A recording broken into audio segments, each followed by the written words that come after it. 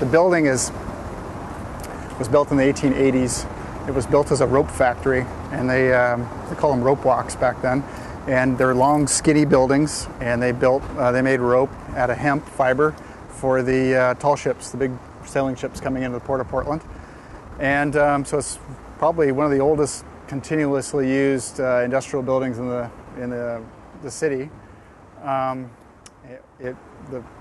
rope company went out of business in the 1930s, and it was used as a warehouse and all kinds of stuff. I don't think anyone ever envisioned that it would be used as a brewery, but it has been for the last 25 years. We're celebrating our 25th anniversary this year. Three main ingredients of beer. There's water, and the Pacific Northwest, and Portland in particular, has got excellent water. Our water source is the city water source, which is the Bull Run Reservoir, and that's a reservoir up in the Mount Hood National Forest that captures rainwater. So essentially we're making beer out of rainwater, but it's very clear, it's very soft, it's very pure. The only thing we do on the water is we filter it, and then we take the chlorine out with some activated charcoal. But besides that, we really don't have to do anything with it. It's really nice water. The other main ingredient is malt, barley malt, and wheat malt. I'll get to that in a second. But what really gives the beer a lot of life and a lot of spark is hops. And the hops that we use, most of the hops we're using actually are grown just down about 35 miles south of us in the Willamette Valley. And hops are they're a flower from a hop vine. They look like this. They're like a little cone that is picked, and it's picked off the vine, and then it's kiln dried, so it's kind of dry like that, and then it's pressed into bales, and that's what these big things are here. Those are 200-pound bales. If you look at the middle of the hop cone, you'll see this nice kind of yellow resin inside. Gives you the nice pine, citrus, grapefruity flavors that smell it. That's where you get that really beautiful aroma in IPAs and pale ales. We do use some foreign hops, but most of the hops we're using are coming out of Yakima in Oregon, so they're fairly close by. There's not a lot of transport involved. Some brewers will go to bring a lot of hops in from New Zealand or Australia or Germany or Slovenia or all these other places, and those are all good hops, and we use some of those too, but the majority of what we're able to do is able to use Northwest hops. So that's a good thing as far as trying to get things in and out. We buy about 100,000 pounds of hops a year. Hop growers love us because we use about 1.5 pounds of hops per barrel. If we were making Budweiser, we'd use less than 0.5 pound per barrel.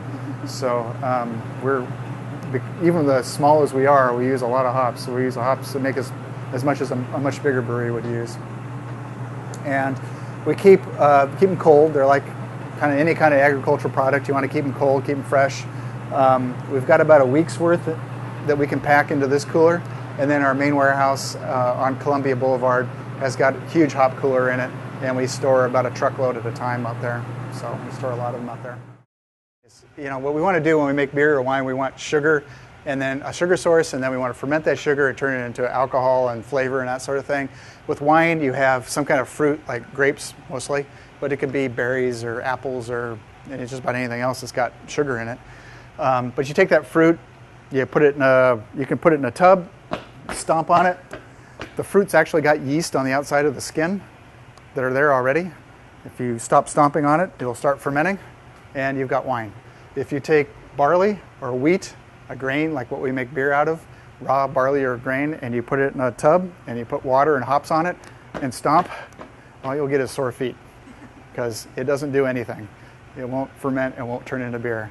What we have to do to make beer is we have to take that grain and we have to germinate it and sprout it first, and kind of modify the hard, steely kernel that would break your teeth if you tried to bite onto it into something that's easy to crunch and is easy for the sugars to get formed. So our grain is grown in eastern Washington. It's in the Palouse country. Most of it's barley, two-row barley, a little bit of wheat, and it's malted across the river over at Great Western Malting Company. So in another move to reduce our carbon footprint, we don't move stuff around from overseas or from the Midwest or from Canada. We pretty much buy everything that's coming out of the Northwest, and all I have to do is call my maltster on Monday, and I can get delivery Tuesday morning. So it's pretty easy to deal with. When we're milling, we'll blend the malt that's in these two big white silos. That's pale malt, so it's a very low color, it's just kiln dry. It's called pale ale malt. That goes into these big hoppers, and then when we make a brew, we're blending the colored malts from next door in with the pale malt. They go through the mill, and they go through a couple of different rollers here. First roller's got kind of a coarse serration, so it cracks the grain open, and then the second rollers have got a fine serration, so they kind of mill it to a finer grit size. And what we're doing there is we're just trying to get the stuff exposed so that we can blend it with water and get the sugars out of it, convert the sugars. So the mill is kind of the first step in brewing. And when we mill, we're milling about 4,300 to 4,500 pounds per brew. So about 2¼ tons per brew. It takes about an hour to mill through this. This is a German mill, so very, as one would expect, very precise and somewhat expensive, but it paid for itself pretty quickly actually because it's very, very efficient. So we can get about 95% of the amount of sugar available out of the grist because of this mill. So it works out pretty well actually. So this operation goes on and off during the day. Starting Sunday night, somebody will mill in, and then 3 times a day. We run 3 brews a day, so they'll just keep going and going and going. We use a very common classic English style of brew house. It's called a single infusion mash. And it starts with the grist hopper up top with 4,200 to 4,500 pounds of grist. Goes into that cylinder right below. It's called a Steele's masher. That is classic 1880s British technology. The only thing different between that and probably 200 years ago is that you probably used to have a couple of big guys. Instead of a motor, they had a couple of big guys with a winch at the end trying to turn this thing. And what that does is there's water hitting one side and grist coming down the other. It mixes that up, forms like a really thick porridge called a hot mash, and that dumps into the mash tun. The mash tun's got sieve plates on the bottom of it. The bed on that is about 3.5 feet thick, and we just let it sit there for an hour at whatever temperature we're trying to hit. And at that temperature, there's natural enzymes in the malt that are activated, and they start chomping away at the starch and turn them into sugars. So we can form this nice sugary liquid called sweet wort in about an hour, and then they tap the mash tun and they pump the liquid out, and they sparge or rinse that grain bed with hot water until they get all the sugar out of it, or most of the sugar out of it. And that's all pumped into the middle tank, the brew kettle. Brew kettle is where we add the pelleted hops that we're using. Some are high bitterness, some are high aroma. Oregon specializes in high aroma hops. That's mostly what we're using. For IPA, we use 3 different hop charges, and they're all aroma hops. And we get about half the bitterness out of the brew kettle. And then we pump into the last tank, which is a whirlpool tank, so it's pumping it at an angle and it's kind of swirling. And it's kind of like if you take a teacup that's got tea leaves in it, you swirl the teacup, all the leaves will go to the middle, all the hop bits go to the middle of the tank there, and then we can decant off the clear, hot, bitter wort.